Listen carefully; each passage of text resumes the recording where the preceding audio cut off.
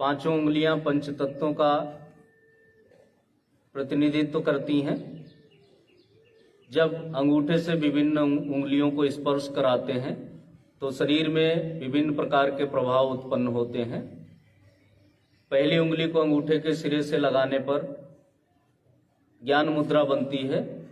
ये मुद्रा मस्तिष्क संबंधी विकारों को दूर करती है। चिंता, अनिद्रा, तनाव, अवसाद,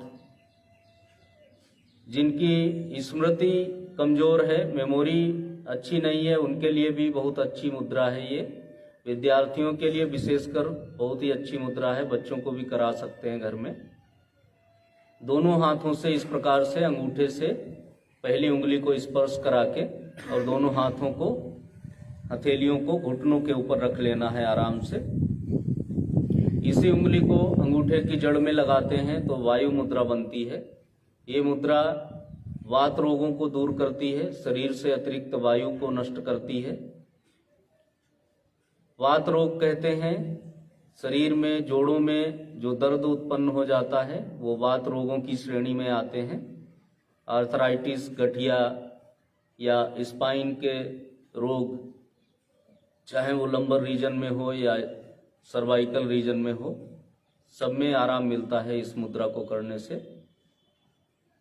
इस उंगली को यहीं लगी रहने दें। बाद की दो उंगलियां अंगूठे से स्पर्श करने पर हृदय मुद्रा बनती है। ये मुद्रा हृदय रोगों में लाभकारी है। हाई बीपी को कंट्रोल करती है, लो बीपी को भी सामान्य करती है, हार्ट अटैक को रोकती है। जिन्हें पेट संबंधी कोई विकार हो वो बीच की दो उंगलियों को अंगूठे से स्पर्श करके रखें। ये acidity, gastric trouble, constipation, diabetes जैसे रोगों को दूर करती है, पाइल्स को दूर करती है। जिन्हें गले से संबंधित कोई रोग है या दुबलापन है, वजन कम है, वो पृथ्वी मुद्रा लगाएं। अनामिका उंगली को अंगूठे के सिरे से लगाने पर पृथ्वी मुद्रा बनती है। और जिनको वजन घटाना है, कोलेस्ट्रॉल को संतुलित करना है, वो इसी उंगली को अंगूठे की जड़ में लगाकर ऊपर से अंगूठा रख लें तो ये सूर्य मुद्रा बन जाती है। शरीर में ताप उत्पन्न करती है ये मुद्रा। जिन्हें आंखों से संबंधित कोई रोग हैं वो अंतिम दो उंगलियों को अंगूठे से स्पर्श करें। ये प्राण मुद्रा है। ये मुद्रा रोग प्रतिरोधी क्षमता भी बढ़ाती है, नेत्र ज्योति भी बढ़ती है। जिन्हें त्वचा संबंधी कोई विकार हैं वो अंतिम उंगली अंगूठे से स्पर्श करें। गुर्दों से संबंधित रोग और त्वचा से संबंधित रोग इस मुद्रा के प्रभाव से दूर होते हैं। मुद्राओं को करने का समय आप सभी को पता है। एक पूरे दिन में 48 मिनट तक किसी भी मुद्रा का प्रयोग किया जा सकता है। मुद्राओं का प्रयोग बैठ के ही करें तो ज़्यादा लाभ मिलेगा। चलते फिरते या काम करते हुए लाभ नहीं मिलेगा। तो किसी स्थिर आसन में बैठकर मुद्रा का अभ्यास करना चाहिए।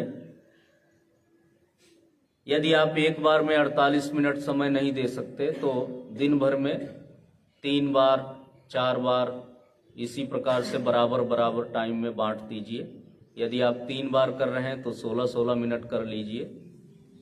6 बार कर रहे हैं तो 8-8 मिनट कर लीजिए, तो वो पूरा 48 मिनट हो जाएगा। किसी भी मुद्रा का पूरा लाभ पाने के लिए आप समय का ध्यान रखेंगे, नियमों का ध्यान रखेंगे तो बिना किसी औषधि के रोग मुक्त हो सकेंगे।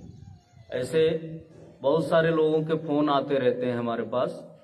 हमारी ई बुक भी है, गूगल प्ले स्टोर पे उपलब्ध है मुद्राओं से संबंधित, तो वहां से लोग लेके पढ़ते हैं। या इंटरनेट पे भी कई वेबसाइट पे उपलब्ध है, वहां से भी लेते हैं, पढ़ते हैं, यूट्यूब चैनल से भी देखते हैं और उसके बाद में फीडबैक देते हैं। तो वास्तव में आश्चर्य होता है कि मुद्राओं का इतना भी लाभ हो सकता है क्या, कि ऐसे गंभीर रोग जो दवाइयों से ठीक नहीं हो पा रहे थे, नियम पूर्वक मुद्रा करने से वो रोग दूर हो गए उनके, और फिर उन्होंने अपना अनुभव जो बताया वो वास्तव में आश्चर्य कर देने वाला है। तो साधारण से दिखने वाली ये क्रिया यदि आप नियम पूर्वक करेंगे तो आपको पूरा लाभ मिलेगा।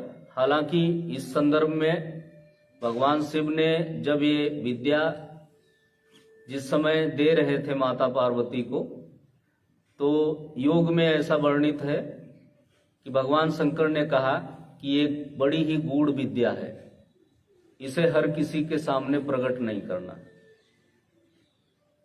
लेकिन आप सभी साधक हैं, यहाँ पर शरीर शोधन की दृष्टि से आए हुए हैं, तो आप सभी के लिए उपयोगी विषय है ये, इसलिए इसकी चर्चा करना यहाँ पे प्रासंगिक है।